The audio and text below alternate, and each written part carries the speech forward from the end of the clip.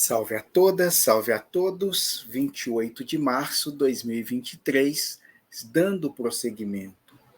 Eu dando dois prosseguimentos aos temas existenciais e a esse estranho caso de jovens que são velhos demais.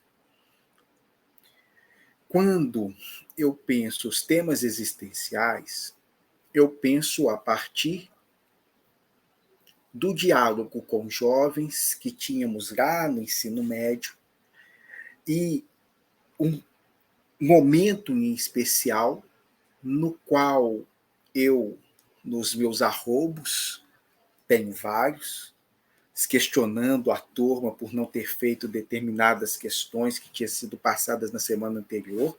A aula de filosofias era uma aula por semana,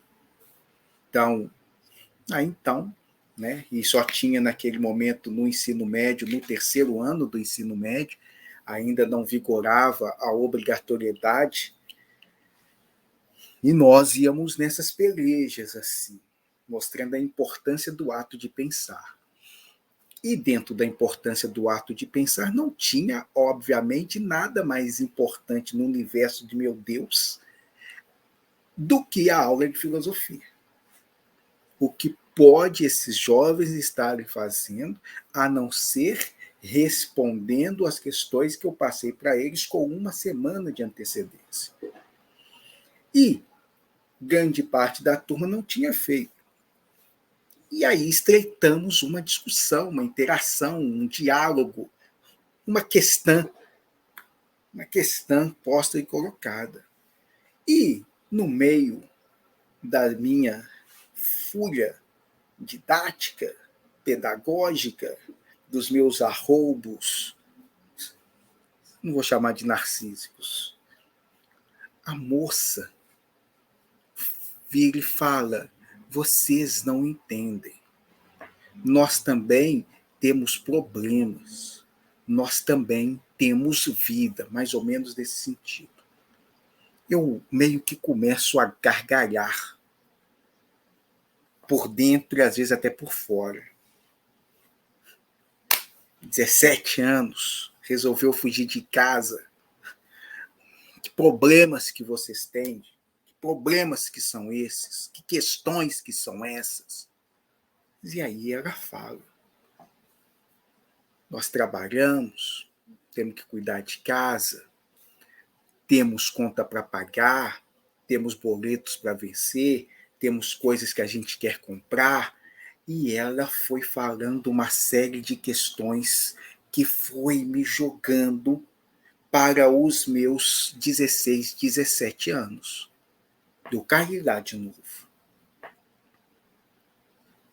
E aí eu falei assim: nossa, nós ressignificamos a nossa infância, a nossa adolescência e a nossa juventude. Então, quando a gente olha para esses momentos daqui de fora, com uma aproximação de uma década, de 2, de 3, de 5, será de quantas, a gente olha para esse momento com uma certa nostalgia. Olha como tudo era breve, suave, calmo e tranquilo. Mas quando a gente retoma numa aproximação de como era quando a gente estava vivenciando mesmo tudo aquilo, uau, estamos diante do olho do furacão. E aí é que eu trago essas perspectivas existenciais e tantas outras. Com 17 anos, eu acho que eu tinha 944. Eu era um velho. Não que hoje eu seja novo, mas é que eu fui remoçando ao longo do tempo. Mas aos 17 anos, aos 16, aos 15, eu não via muitas outras possibilidades afora o que eu tinha estabelecido ou estabelecido em mim como o planejamento de vida. Eu vou ser jogador de futebol. E quando você chega aos 17 anos e ainda não foi naquele tempo, tinha sub-20, os 18 anos é o cronômetro da morte. Quando você fizer 18 anos, sua vida acabou. Se você não cruzou a fronteira justamente nesse limiar, aos 18 anos está tudo terminado. Não tem um depois. Você não visualiza um depois. Você visualiza aqui, essa parede, esse fim, aquela porta que vai se fechando, e você tendo que fazer essa travessia. E essa travessia, pronto. Com 18 anos, você tem que estar pronto. E ninguém está pronto aos 18 anos, mesmo tendo 1000 anos de experiência e de bagagem. Fisiologicamente, emocionalmente, energeticamente, ninguém está pronto aos 18 anos. Ninguém fica pronto. E ninguém nasce pronto. E aí temos alguns processos formativos que atrapalham muito, desvirtuam muitos, e temos outros processos que podem auxiliar e facilitar o entendimento de que tem um tempo cronológico, mas tem diversas outras temporalidades, e a gente tenta minimamente fazer uma simultaneidade, uma sincronia desses tempos. E sincronizar esses tempos não é uma tarefa nem simples, nem fácil, nem tranquilo. A gente gasta, por vezes, inúmeras vidas para encontrar essa sincronia do tempo do corpo mental, com o corpo astral, com o corpo emocional, com o corpo sexual, com o corpo fisiológico. Essas coisas terem minimamente um ordenamento, eu vou chamar quase um alinhamento. Geralmente fica assim, é umas montagens, umas arquiteturas das mais apavorantes. E aí muitos, aos 17, 18, não têm esse entendimento. E tem poucos falando e conversando sobre isso. Então você chegou no ensino médio, é claro que você já tem que ter escolhido o seu caminho profissional para o resto da vida. Você tem que saber já com 17, 18 anos qual vai ser a sua profissão, qual vestibular que você vai fazer, qual a carreira que você vai abraçar. Você tem que saber já com 18 anos sobre a sua independência e autonomia, que você não vai depender mais nem dos seus pais, nem de mais ninguém. Quando essa idade mágica chegar, todo o que você, a princípio, construiu vai ser realizado. Tudo aquilo que você imaginou estará projetado nesse depois. E o peso disso, gente, é quase insuportável. Carregar essa temporalidade, essa responsabilidade, esse comprometimento rumo a essa idade limite, colocada por nós, colocada pela sociedade, uma pressão interna, uma pressão entre nós, de que tudo tem que estar pronto ali, terrível. A maioria, de fato, não dá conta. A maioria, de fato, não consegue. A maioria, de fato, se frustra. A maioria, de fato, fenece. E alguns têm vivenciado isso, sentindo esse peso do corpo emocional ainda mais forte. Isso se manifestando em depressão, se manifestando em pânico, se manifestando nos mais diversos movimentos de sofrimento psíquicos, mentais, que é triste. Triste, porque, em parte, podemos remediar. Em outras partes, não. A existência tem peso. A existência pesa num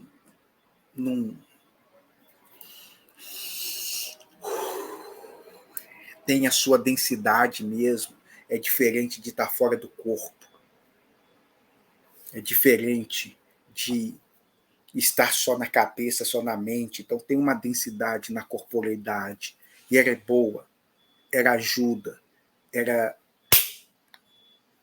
traz peso, e um peso que não precisa acorrentar, que não precisa esmagar, que não precisa tolher, que não precisa cercear, mas acreditar que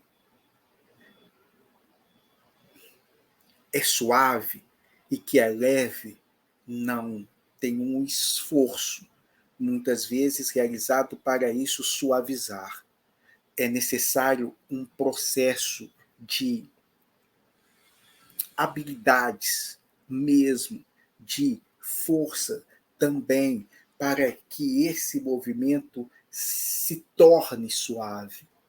E aos 18 anos, encontrar isso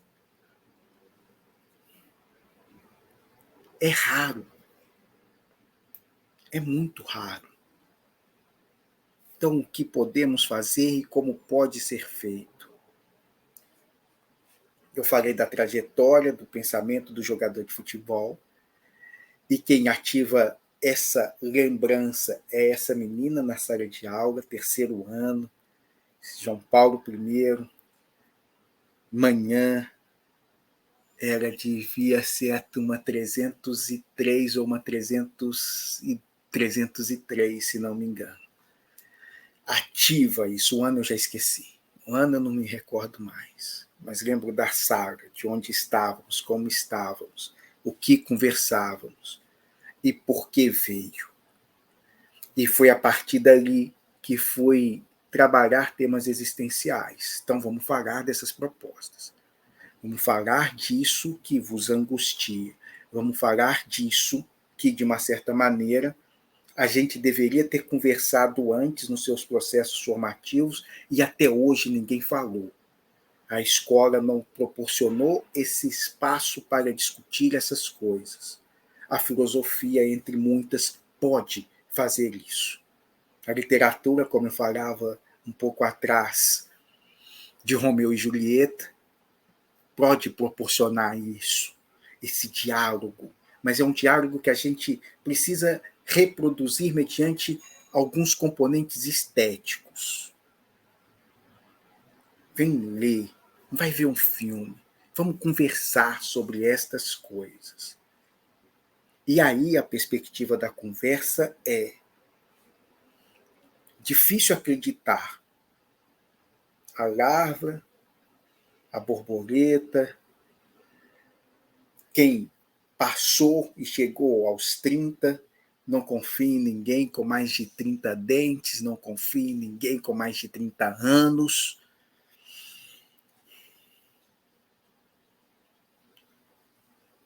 E esse olhar ali, inquietante, queimando, ansioso, desejante, desejoso demais. É difícil o diálogo, porque uns vão estar daqui falando assim, vai passar. Mas quem está aqui vai olhar e falar assim, não tem como isso passar. Isso aqui não acaba. Isso aqui não finda. Isso aqui é eterno. Isso aqui é para sempre. E eu não estou encontrando saída disso aqui. Aporo, como diz o poeta. Aporo. Um inseto cava. Para onde ir? Então, esse diálogo precisa ter esse respeito e esse entendimento das cegueiras e das limitações do tempo. Com 17 anos, às vezes nós não temos alternativas e muitas saídas, por maiores que a gente acredita que pode-se tudo. O primeiro buraco que a gente cai, muitas vezes, se ele não for físico, são buracos de outra ordem, emocionais, profissionais, a gente não vê muito. Como eu saio daqui? Com 17 anos, aquele buraco é quase o fim, está decretado, acabou, acabou, acabou. Precisa de alguém de fora, falando assim, não, moço, levanta, fica de pé aí, passa por aqui. muito tranquilo para quem está daqui, muito angustiante para quem está nesse ponto.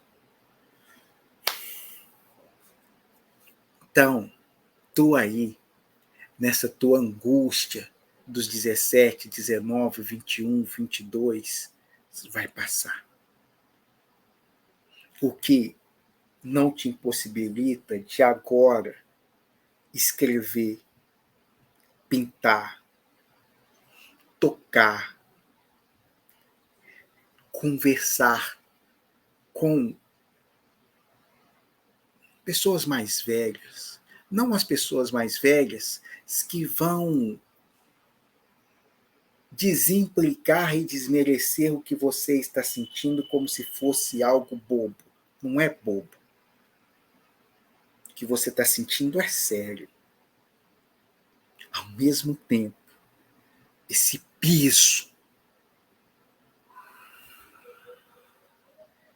Deixa alguém soprar para te mostrar que pode ser mais fluido, pode ser mais leve, pode ser mais tênue, pode ser rígido e precisa estar na rigidez, na tensão, mas pode ser gostoso. Eu vou insistir em mim, comigo, porque algumas coisas desse meu tempo permaneceu. Não bebia, drogas, obviamente, aí muito menos. Não que eu faça uso hoje de drogas e de bebidas, essas coisas permaneceram. Continuei com tudo isso, mas tem alguns coloridos, muitas alegrias, outras possibilidades que ajudaram demais na caminhada e no caminhar. Quais são elas, né? O compreender por um horizonte um pouco maior e mais amplo de que parte da vida de alguns, e aqui eu falo especificamente para esses que vivenciam a angústia do tempo, para esses que, como Benjamin Button, vivem ou nasceram mais velhos, se estão nesse processo reverso de um remoçamento ao longo da existência.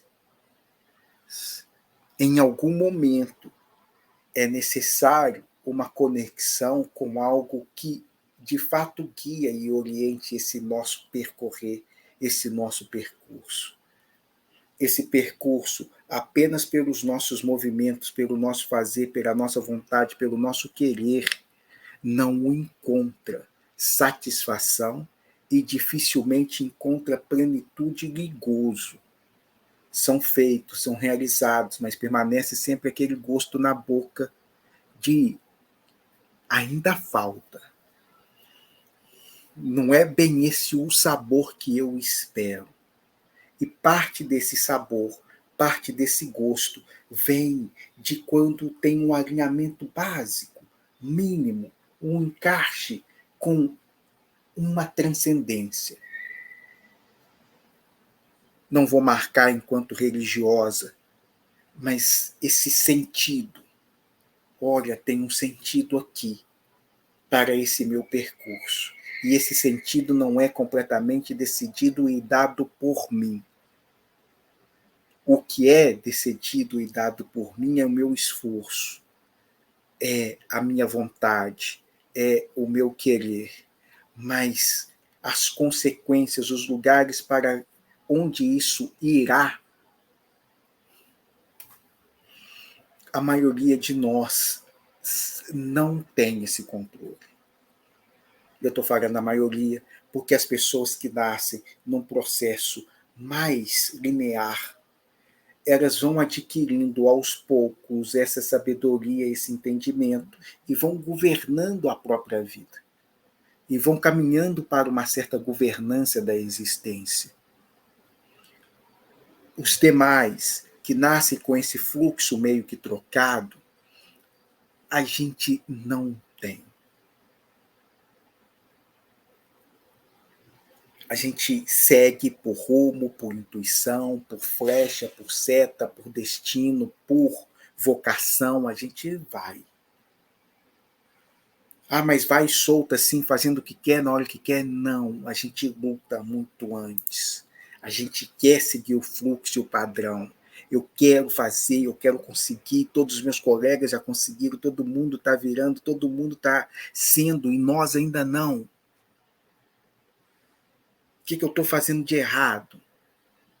E daqui, distante, olhando para aquele jovem, querendo esse caminho, o virar profissional do futebol, mas não valeria ser profissional do futebol em qualquer time, em qualquer lugar. Tem algumas estruturas muito rígidas para esse se tornar velho demais, quadrado demais, engessado demais, obstinado demais, focado demais, preso demais. Muda de posição? Não. Joga em tal posição. Vai em outro time? Não. Vou tentar só neste. Engessamentos de pessoas velhas. Que dificuldade de quebrar, de descer e tocar a mão no chão, sem flexibilidade, sem jogo de cintura, sem compreensão muito aclarada do que está em volta, é só um princípio normativo de que não podemos transigir hora alguma, de que não podemos fazer concessões hora alguma, uma marcação muito diretiva desse algo. Pronto. É o famoso capota, mas não breca. Mas numa entendimento que está se preparando para algo mais. Agora eu estou trazendo para mim mesmo e estou universalizando isso. Temos que ver caso a caso na maioria de vocês. Mas em mim, o perseguir essa meta, esse sonho, foi que me deu todas as condições de fazer todas as outras coisas. A gente já falou sobre isso aqui em outros momentos, de como a espiritualidade joga conosco como se fosse o vesgo. O vesgo no futebol é o olhar para um lado e jogar a bola para o outro. Ronaldinho, Mário Sérgio, Pontes de Paiva, Djalminha, brincavam, diz que Zizinho também, brincavam de fazer isso. Olham para cá e dá o passe para lá. A espiritualidade faz isso muito conosco. Você está indo aqui nessa direção acreditando que esse é o objetivo e a meta. Mas o que eles estão te ensinando são outras coisas. São outras perspectivas. O não fumar, o não beber, a disciplina, o tomar cedo, o cuidar do corpo, me proporcionou outros valores, utilizados em outras coisas. Base estruturante para todas as outras que eu vim realizar e realizo ao longo da minha vida. Ser ou não um jogador de futebol nessa perspectiva maior era outro fator. Uma outra agenda poderia ser, mas que se faz e se fez mais premente e presente em outros movimentos. Então aqui, com 17 anos, é difícil ver isso. Com 15, complicado perceber isso. Mas quanto mais rápido a gente conectar, e essa conexão, gente, não tem nada a ver com religião. Essa conexão não está no fato de você ir na igreja. Essa conexão é esse entendimento de que parte da sua vontade, muito do seu querer, vai ser guiado por uma força que não é mais a sua. E parar de brigar com essa força que a gente acredita que é contrária, que quer te tirar do seu querer, é a chave de um respiro. Não que a gente pare de brigar com ela, a gente briga com ela o tempo inteiro. Briga não, mas a gente às vezes para, não estou te ouvindo não. vai para lá. Vai assim, não, senhor. Não, não, senhor. Mas em um determinado momento, a gente começa a elaborar de forma conjunta. A gente começa a seguir com esse rio, não ficando o tempo inteiro remando contra a correnteza. A gente faz um esforço imenso, a maioria que está cansada, que está oprimida, que está depressiva, é porque tem feito esse esforço, a maioria, não todas, tá, gente? Pelo amor de Deus, tomem cuidado. Está remando contra a maré, está remando contra a correnteza. Bacana, importante, top, mas remar contra a correnteza não significa que a vida esteja contrária a nós. Tem fluxos existenciais que a gente segue, a gente entrega e a gente percebe que ela tenta nos conduzir para o melhor de nós. E esse melhor, e esse fluxo, gente, às vezes é subindo a correnteza. Outras vezes é indo em direção à correnteza. Mas não é uma determinação única e exclusiva do barqueiro.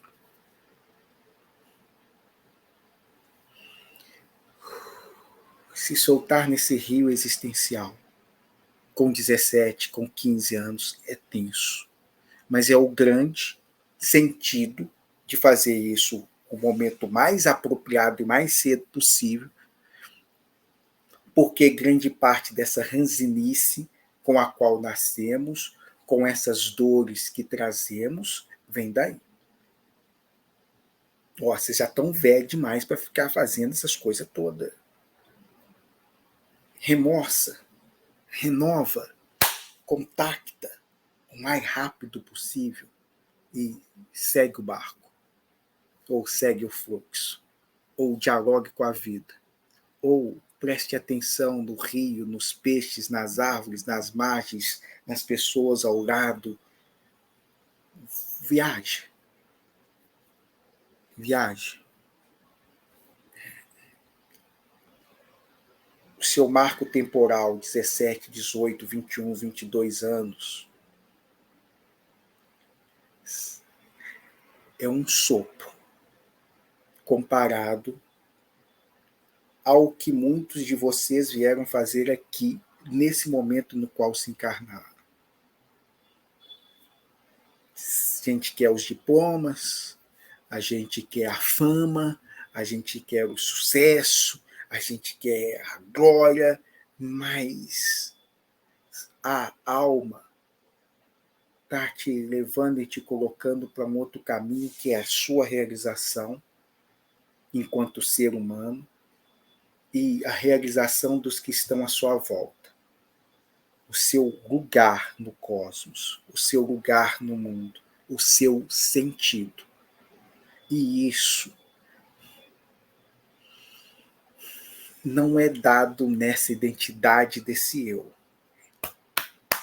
Ele tem dificuldades maiores em encontrar isso. Então, se a gente consegue dialogar sobre nossas aflições, nossas dores, nossas carências, nossas faltas, nossos medos, nossos desejos,